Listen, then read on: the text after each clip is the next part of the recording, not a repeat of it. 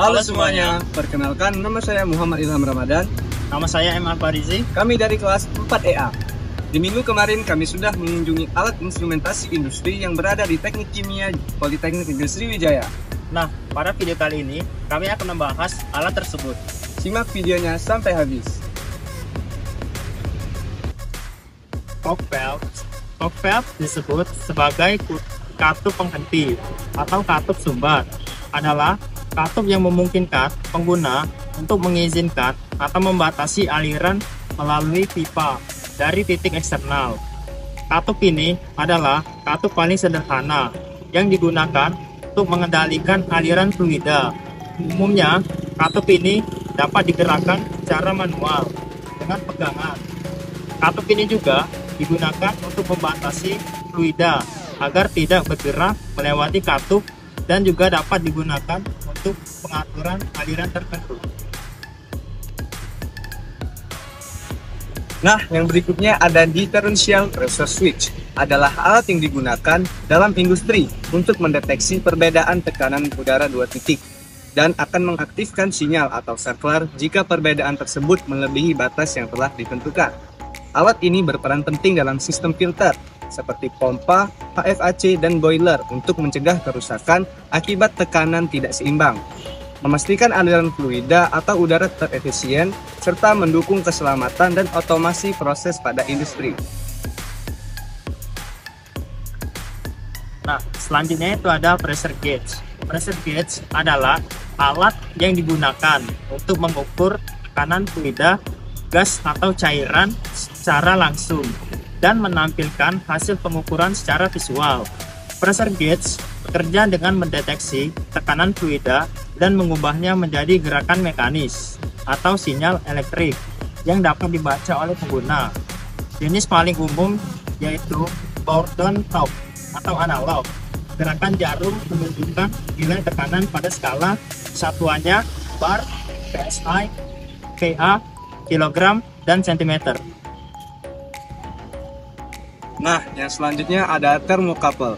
Thermocouple adalah sensor suhu yang berfungsi mengubah perbedaan suhu menjadi perubahan tegangan listrik. Bekerja dengan menghubungkan dua logam konduktor berbeda. Saat ujung-ujungnya terpapar perbedaan suhu, akan terjadi beda potensial sebanding dengan perubahan suhu tersebut. Tegangan yang dihasilkan ini kemudian dapat diukur dan digunakan untuk menentukan suhu. Nah, yang selanjutnya itu ada Relief Safety Valve yang berfungsi untuk mencegah kerusakan pada peralatan dan menjaga sistem agar tetap aman.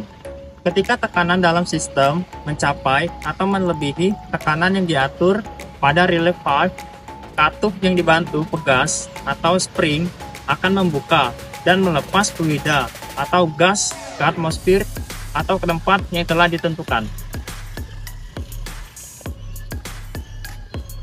Nah, yang selanjutnya ada flange dan juga gasket flange.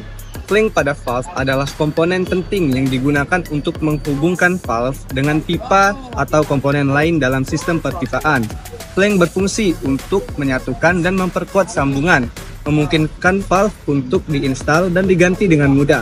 Selain itu, flange juga penting untuk memastikan kebocoran tidak terjadi dan menjaga integritas sistem. Yang selanjutnya ada gasket flange. Gasket flange adalah sebuah komponen yang dipasang di antara dua flange tertutup pipa untuk menciptakan segel yang rapat dan mencegah kebocoran cairan atau gas. Nah, yang selanjutnya control valve yang digunakan untuk mengatur, menyekat, mengarahkan, serta mengurangi tekanan aliran fluida sehingga sistem dapat mempertahankan kondisi yang diinginkan. Kebutuhan tergantung pada sistem yang diterima dari pengendali atau sistem kontrol.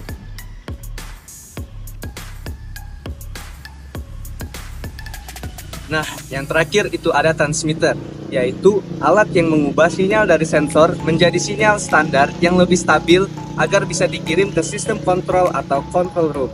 Transmitter sendiri memiliki beberapa jenis. Yang pertama ada pressure transmitter, yaitu alat ukur tekanan yang mengirim data tekanan dari sensor ke sistem kontrol. Yang kedua ada temperature transmitter, yang mengubah pembacaan suhu menjadi sinyal standar. Yang ketiga ada level transmitter, yang mengukur dan mengirimkan level cairan di dalam tangki.